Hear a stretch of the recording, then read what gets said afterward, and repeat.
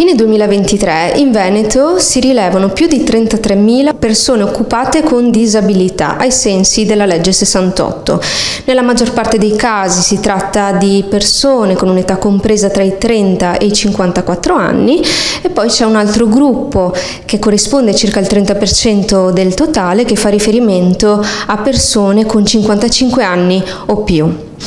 Si tratta di inserimenti lavorativi che nella maggior parte dei casi sono realizzati con chiamata nominativa e con un contratto a tempo indeterminato. Per i giovani con meno di 30 anni si rileva invece un utilizzo più frequente dell'apprendistato e del tempo determinato rispetto alle altre corti anagrafiche. Tra gli ambiti di impiego principali si osserva una presenza significativa di questi lavoratori sia nei servizi che nell'industria, specialmente nel metalmeccanico, nell'ambito dei servizi alla persona e anche nelle attività del commercio al dettaglio. Le posizioni ricoperte da questi lavoratori fanno riferimento a profili professionali abbastanza eterogenei, si rileva comunque un gruppo più numeroso di lavoratori che risultano impiegati con qualifiche impiegatizie. Tra il 2019 e il 2023 si osserva un trend occupazionale in crescita,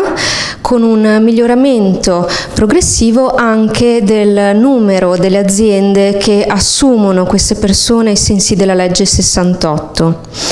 Anche nel 2024 i dati più aggiornati confermano questo trend positivo, un trend che è diffuso a tutte le province del territorio. Nel complesso i dati ci restituiscono quindi l'immagine di un mercato del lavoro in evoluzione caratterizzato da una progressiva estensione delle opportunità occupazionali per le persone con disabilità,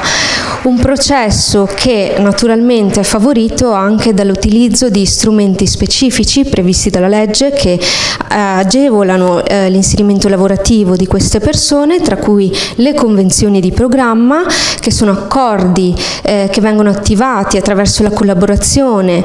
tra i centri per l'impiego e le aziende e che permettono di costruire dei percorsi di inserimento personalizzati e programmati in linea sia con le esigenze della persona con disabilità ma anche con le caratteristiche del contesto produttivo.